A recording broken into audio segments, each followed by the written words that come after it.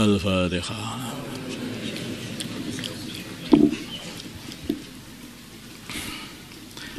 Bismillahirrahmanirrahim.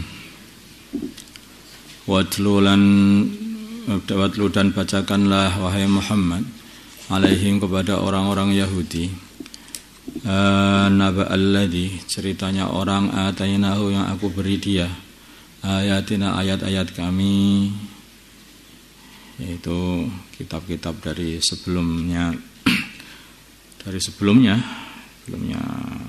kitab-kitab zaman dulu, kitab-kitab Islam. Jadi kitab termasuk mengetahui asmaullah al-a'zam, macam-macam doa-doa yang makbul lah ini maksudnya. Ini maksudnya ini bercerita mengenai itu Bal'am bin Ba'ura itu. Atainahu, yang aku beri dia ayatina, ayat-ayat kami. Fangsalaha, maka dia lepas minha dari ayat, tidak mau mengamalkannya, malah kafir. Fattaba'u, maka mengikuti dia asyaitanu, syaitan, dan akhirnya syaitan jadi temannya. Fakana, maka jadilah dia minal ghawin, termasuk golongannya orang-orang yang tersesat. Dia orang yang alim, dia ini Bal'am bin Ba'ura itu orang alim, termasuk ulamanya Bani Israel, yang dia ini diiming-iming sama dunia supaya mendoakan Nabi Musa biar hancur, Nabi Musa dan orang-orang iman itu. Tapi dia setiap mau mendoakan Nabi Musa, dia itu malah melaknat dirinya sendiri. Setiap mau mendoakan Nabi Musa, dia melaknat dirinya sendiri. Akhirnya lidahnya itu meler, seperti anjing. Lidahnya itu menjulur bawah sampai ke dadanya itu. Seperti anjing. Sudah seperti itu dia itu malah datangi lagi sama musuhnya Nabi Musa. Aku sudah enggak bisa doa, sekarang aku ini sudah dimusuhi Gusti Allah. Katanya itu. Tetapi aku masih punya cara untuk mengalahkan Nabi Musa, katanya. Bagaimana caranya? Kamu kirimkan wanita-wanita cantik nanti ke tentara-tentaranya Nabi Musa sana, orang-orang iman, nanti satu saja itu dari jamaahnya Nabi Musa itu yang mau berzina, nanti hancur semua itu tentara itu. Betul, dikirimlah ke sana wanita-wanita cantik yang nggak tahu apa enggak jualan atau apa gitu. Akhirnya betul, satu dari tentaranya Nabi Musa itu telah berzina. Akhirnya 70.000 dari tentaranya Nabi Musa wafat mendadak. Mati mendadak gara-gara perbuatan satu orang ini. Yang akhirnya orang itu ditangkap oleh cucunya Nabi Harun, waktu itu jadi panglima juga. Terus akhirnya dihukum, dan dihukum dibunuh sama cucunya Nabi Harun. Dan beliau berkata, ya Allah, inilah penyebab kehancurannya umat Islam. Ini sudah kami hukum, ya Allah, hentikanlah musibah yang datang kepada umat Islam. Akhirnya berhenti.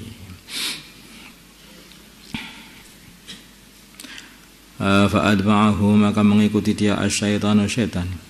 Maka jadilah Bal'am, jadilah orang itu minal ghawin, termasuk golongannya orang-orang sesat. Jadi ulama kalau suka dunia itu jadinya seperti ini. Bahaya betul kalau ulama suka dunia itu, bahaya betul. Akhirnya jadi temannya setan.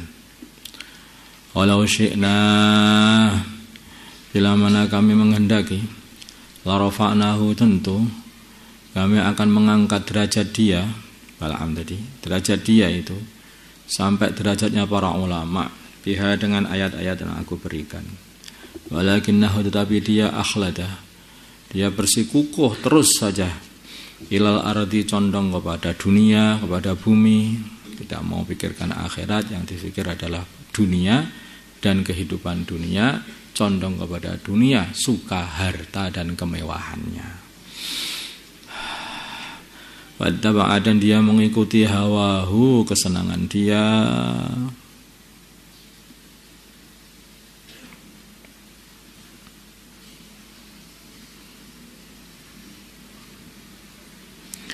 Famasaluhu, maka perumpamaan dia pamathalil kalbi ada seperti anjing yang tahmil alaihi, bila mana kamu usir pergi, yalhas maka dia menjulurkan lidahnya, wa ing tatrukhu, bila mana kamu biarkan saja, yalhas ya tetap saja menjulurkan lidahnya. Yaitu maksudnya orang yang menjulurkan anjing itu adalah manusia, hewan hina, gara-gara yang menjulurkan lidahnya itu melet aja. Itulah jadi hina anjing itu, tampak hina. Makanya diperumpamakan kehinaan orang yang sudah condong kepada dunia, walaupun dunia aslinya orang seperti Bal'am, yaitu ulamanya Bani Israel. Maka dia ini diperumpamakan seperti itu, seperti anjing. Kamu suruh pergi ya tetap hina saja, kamu biarkan ya hina saja. Dia apa-apakan ya hina, tanah orang hina.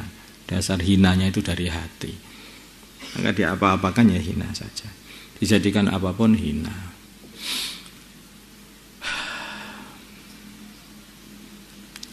Dalika yang demikian itu masalul qaumil ladzina kadzabu, perumpamaan orang-orang kadzabu yang membohongkan bi ayatina, ayat-ayat kami. Masalul qaumi, perumpamaan kaum alladzina ya orang-orang kadzabu bi ayatina yang membohongkan ayat-ayat kami. Faksus maka ceritakanlah al-qasas, cerita kepada Bani Israel, kisah cerita kepada Bani Israel. La'allahum, semoga mereka yatafakkarun, mau berfikir. Di dalam Al-Quran ini banyak cerita-cerita. Cerita-cerita ini dimaksudkan bukan cerita sebelum tidur, enggak. Ini bukan dongeng. Cerita yang dalam Quran ini untuk ibrah, untuk berfikir.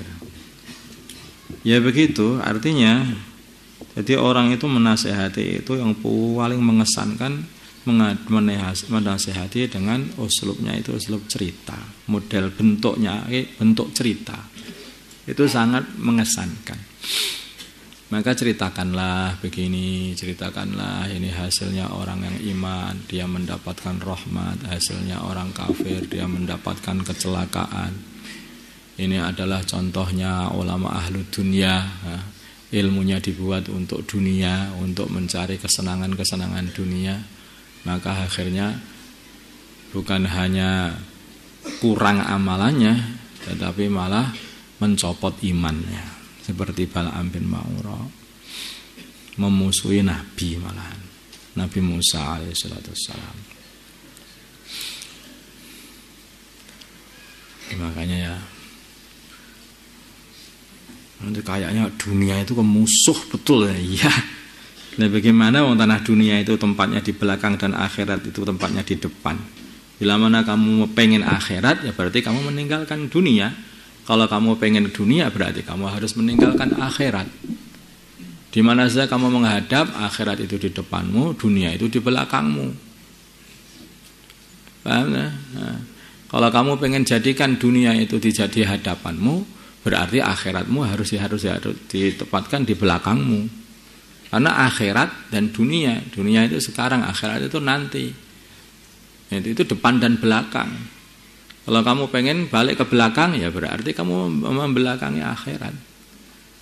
Kalau kamu membelakangi akhirat, ya kamu nggak kebagian di akhirat. Kalau kamu pengen akhirat, ya berarti kamu harus meninggalkan dunia.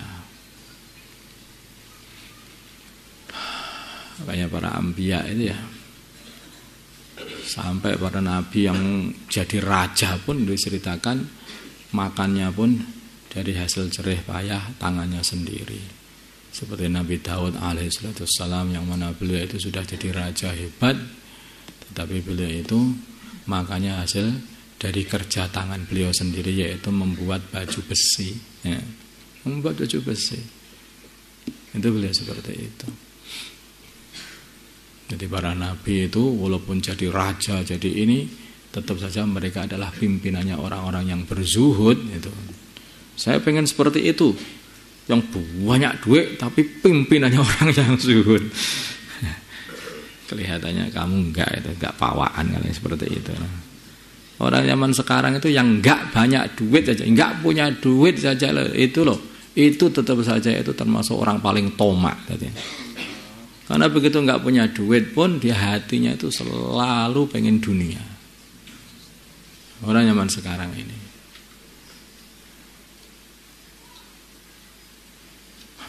Apalagi yang sudah banyak dunia, bagaimana mengaku zuhud. Orang yang tidak banyak dunia itu aja lah, yang tidak punya dunia aja itu dikatakan zuhud nggak bisa. Loh kok bisa? Ya, dia itu contohnya aja, dia nggak punya apa-apa begitu ada pembagian gratis nomor 1. Loh, lah kok katanya zuhud sampean, lah kok nomor 1 ini gratis kok nggak beli kok? Oh, selama ini ternyata kamu bukan zahid.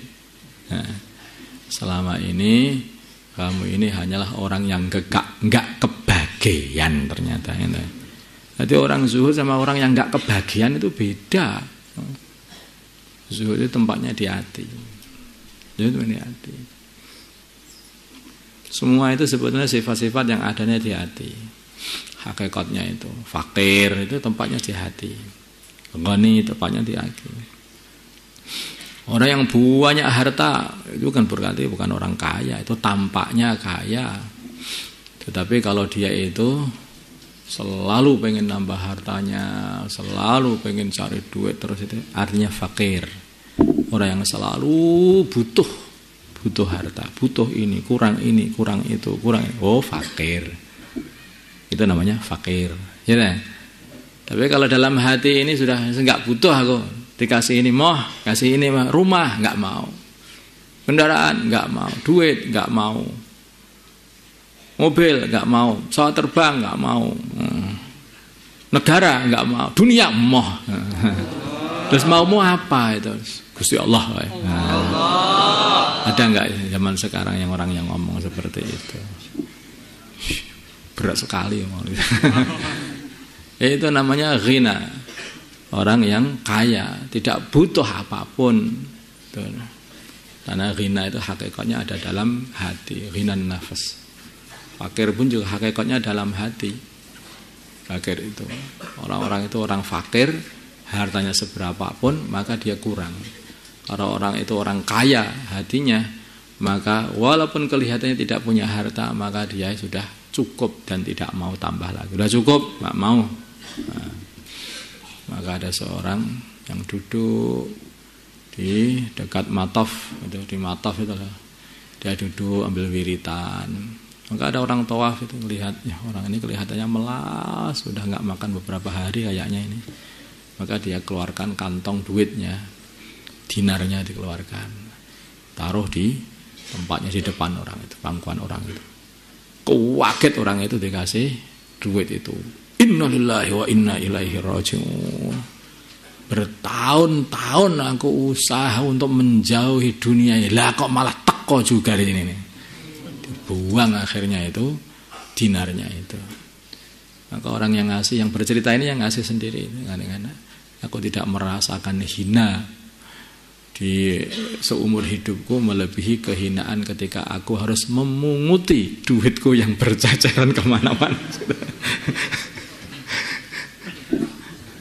Ya Allah, ini namanya ghinan nafas itu. Kasih sudah nggak mau, memang pengennya seperti itu. Nah, orang-orang seperti itu kok ya jarang orang seperti, memang jarang orang seperti itu jarang. Orang seperti itu memang jarang. Karena itulah wali itu jarang. Memangnya wali itu sembarangan cari di pinggir jalan nggak ada gitu, enggak. Disembunyikan oleh Allah itu. Orang-orang yang jarang seperti itulah. Allahumma shalli ala sayyidina Muhammad.